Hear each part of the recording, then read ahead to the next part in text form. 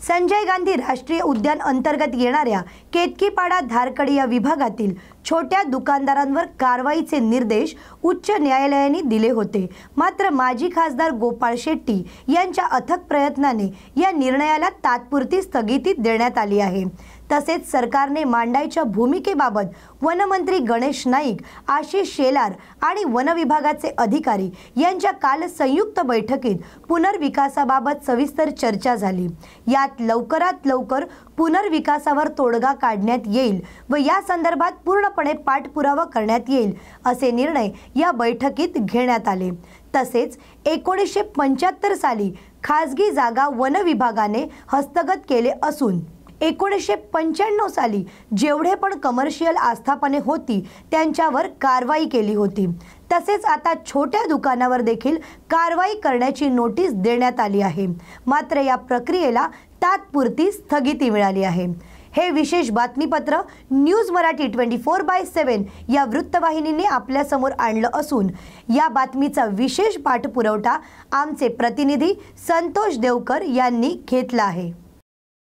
One विभागाने काही दिवसांपूर्वी छोट्या दुकानदारांना नोटिसा देऊन तोडण्याची कारवाई त्यांच्यावरती करण्याची घोषणा केली होती, पण मात्र माजी खासदार गोपाळ शेट्टी सतत प्रयत्नांनी त्यांना यश मिळालेलं आहे। आपल्यासोबत माजी खासदार गोपाळ शेट्टी जे आहेत, आपण त्यांच्याशी बोलूया। काय सांगाल सर, हे जे पूर्ण सतत आपण ही लढाई लढत होतात, आपल्याला कुठे ना कुठे यश मिळालं असं वाटतंय का? नक्की यश मिळालं असं म्हणावं लागेल, कारण मुंबईचे पालकमंत्री ॲडव्होकेट आशिष शेलारजी जे मुंबई भारतीय पक्षाचे अध्यक्ष देखील आहेत, त्यांनी काल मंत्रालयात मोठी बैठक लावून सर्व अधिकाऱ्यांना स्पष्ट जे काही संकेत त्यांना द्यायचं होतं ते दिलं। चुकीच्या पद्धतीने कोणत्याही प्रकारचं काम करू नका अशा प्रकारचा एक संकेत त्यांनी देण्याचं काम केलं। त्याच्यामध्ये फॉरेस्ट अधिकाऱ्यांनी जे 4,5,991 पेजवरती जो लिखाण आहे त्यानुसार फॉरेस्टच्या अधिकाऱ्यांनी कोर्टात एक ॲफिडेव्हिट दिली का गोरेगावला आणि केतकीपाडा बाकी सर्व दामोपाडा वगैरे असेल अशा ठिकाणी 312 कमर्शियल स्ट्रक्चर्स आहेत जे आम्ही तोडणार आहोत, ज्यापैकी 15 तोडण्यात आलेले आहे। माझं तर सर्व नीटना चालत या 15 लोकांना पण मी पुन्हा एस्टॅब्लिश करेन। तर हे ह्या लोकांनी कोर्टात ॲफिडेव्हिट दिलं, ह्याची काही आवश्यकता नव्हती, ह्याची काही आवश्यकता नव्हती। कोर्टाने त्यांना क्लिअर कट इंडिकेशन दिले होतं। 97-98 चा जो ऑर्डर आहे ते तुम्ही अंमलात आणा। 97-98 चा ऑर्डर मध्ये स्पष्टपणे उल्लेखित आहे का 18 महिन्यामध्ये सर्वांना तुम्ही शिफ्ट करा। गुमास्ता लायसन्स ज्यांच्याकडे त्यांनाही तुम्ही पर्याय जागा देऊन शिफ्ट करा। तर बंद करण्याचं कुठे कारण येतं? जिथे माणसं राहतात त्यांना तिकडे दैनंदिन ज्या वस्तू लागतात ते मिळालं पाहिजे। आणि कोर्टाने क्लिअर कट इंडिकेशन त्यावेळी दिलं होतं, शाळा, डिस्पेन्सरी, हॉस्पिटल आणि राशनचे दुकान हे चालू ठेवा, जोपर्यंत तुम्ही यांना पर्याय जागा देत नाही तोपर्यंत चालू ठेवा, अशा प्रकारचा क्लिअर कट इंडिकेशन आहे।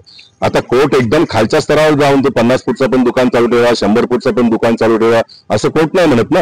या अधिकाऱ्यांनी त्यांच्या निदर्शनास आणून देऊन त्याचा आणखी क्लॅरिफिकेशन, स्पष्टता जर तुम्हाला हवी असेल तर त्यांनी ते केलं पाहिजे होतं। ते न करता त्यांनी ॲफिडेव्हिट दिला, आम्ही 312 स्ट्रक्चर तोडून टाकू। कोणाला विचारून दिलं यांनी? हा माझा सवाल आहे, कोणाला विचारून दिलं? काल बैठक पालकमंत्री सोबत आपली झालेली आहे, त्यामुळे त्या बैठकीत निष्पन्न काय झालं ते तोडत नाही। निष्पन्न त्यांनी आशिषजीने पण हे सांगितलं, आणखीन आशिषजीने खूप मोठी गोष्ट सांगितली जे मी नेहमी सांगत होतो। केतकीपाडाचा जो प्रायव्हेट लँड 1975 ला ऍड केला, नॅशनल पार्क मध्ये जोडला, तो पूर्वीपासून झोपडपट्टी प्रायव्हेट खासगी झोपडपट्टी आहे। जगातल्या कुठल्याही देशामध्ये पहिल्याच दिवस माणूस बिल्डिंग मध्ये राहत नाही, झोपडपट्ट्या होतात, नंतर सुधारत व्यवस्थित होत असतो। तर हे फॉरेस्ट लँड मध्ये ऍड होण्याच्या अगोदरच होता। तर आशिषजीने सांगितलं का बाबा हे आपण फॉरेस्ट मधून पुन्हा वगळण्यासाठी का प्रयत्न करू नये? अधिकाऱ्यांना सांगितलं सर तो इतकं सोपं नाहीये। तर आशिषजीने सांगितलं सोपं नसेल, आपल्याला अपयश मिळेल, पण एकदा आपण प्रयत्न करू, सरकारचाही पैसा खर्च होणार नाही, लोकांनाही फार अडचण होणार नाही, अशा प्रकारचा प्रयत्न आपल्याला करायला हरकत काहीच नाही। मी तुम्हाला आणखीन एक मोठी गोष्ट सांगतो, 1975 ज्यावेळी प्रायव्हेट फॉरेस्ट मध्ये ऍड करण्यामध्ये गुजरातची पण खूप मोठी जागा होती, तिकडे झोपडपट्टी पण नव्हती, पण ती जागा ते पैसेवाले लोक आहेत त्यांनी ते सुप्रीम कोर्टला जाऊन काढून घेतलं।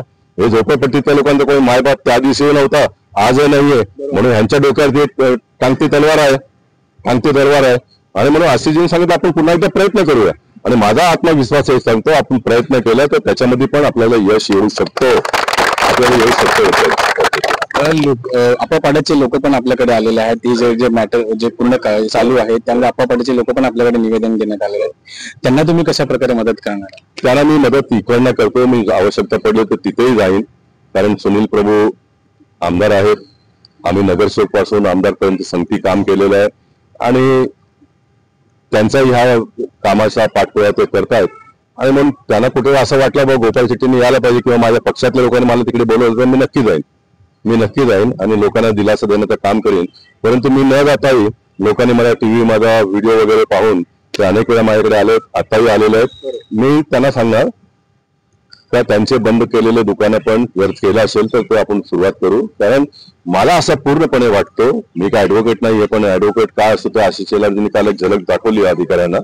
परंतु या ऍडव्होकेट लोकांबरोबर मी काम केलं. माझा आत्मविश्वास इथं बोरली, गोरेगाव, मालाड संपूर्ण देशामध्ये अशा प्रकारचा कुठलाच आदेश निघणार नाही. लोकांना खानपिनच्या वस्तू विकण्याचं बंद करा म्हणून कधीच निघणार नाही. एवढी लोकशाही आपली कमजोर झालेली नाही. उलटा त्याला आणखीन माझ्यासारख्या माणसाने लढून मजबूत करण्याची आवश्यकता आहे. मी लढीन, पण लोकांना सुद्धा सांगितलं, तुम्हाला सर्व नगरसेवक, आमदार, खासदार, सरकार तुमच्या दारात येऊन तुम्हाला सपोर्ट करणार असं होणार नाही. तुमची लढाई तुम्हालाही लढावी लागेल.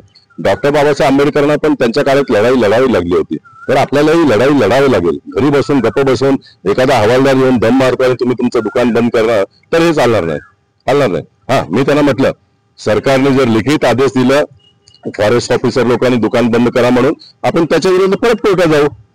कोर्टाने सांगितलं तुम्हाला कुठल्याही गोष्टीची अडचण वाटली तर तुम्ही आमच्याकडे या म्हणून, आपण परत कोर्टात जाऊ. परंतु अधिकारी वर्गाने अशा कोणत्याही प्रकारचा अंतिम आदेश न देता हवालदार लोकांना पाठवून जर दुकानं बंद करायला लावत असेल तर ते फार मोठी चूक करतात. त्यांना त्याची किंमत येणाऱ्या काळामध्ये मोजावी लागेल.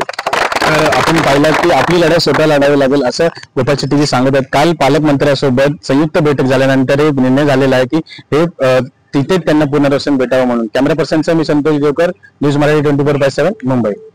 काय सांगाल दादा, आपलं जे केतकीपाड्याचा जो विषय होता गोपाल शेट्टीनं काल संयुक्त बैठक, आपण सुद्धा त्या बैठकीत होतो, काय पूर्णपणे माहिती द्यायला? मी त्या बैठकीत होतो. मी केतकीपाड्याचा रहिवासी आणि खूप चांगला निकाल लागला आपल्यासाठी.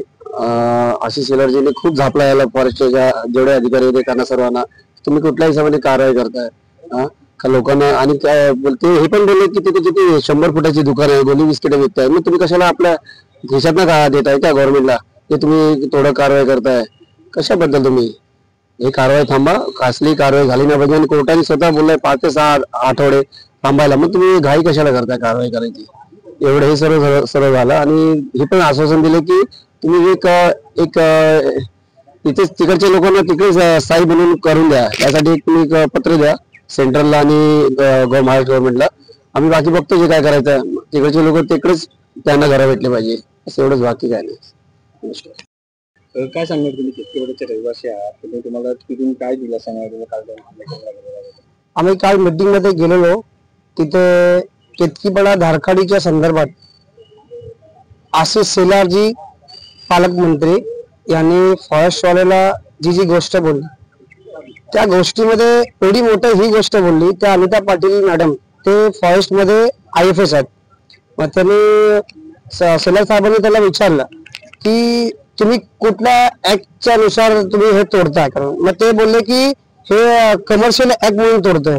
मग त्यानंतर सरांनी विचारलं त्यांना की तिथे फॅक्टरी चालते की 10 माणसाची कंपनी चालते?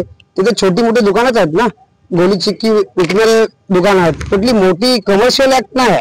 म्हणून त्या हिशोबाने मॅडम काय बोलले ना, त्यानंतर त्यांचे वकील होते मिरजकर करून, ते पण त्यांचे पण वार्ता चालू होती. ते पण काय बोलले की कोर्टाने आदेश दिलाय. मग कोर्टामध्ये आदेश काय आलाय की 1997 मध्ये जे ऑर्डर पास झालेली तेव्हाही ते कारवाई केलेली त्या लोकांनी. जेवढे कमर्शियल ऍक्ट होते तेव्हाही ते लोक डेमॉलिश करून संपवली.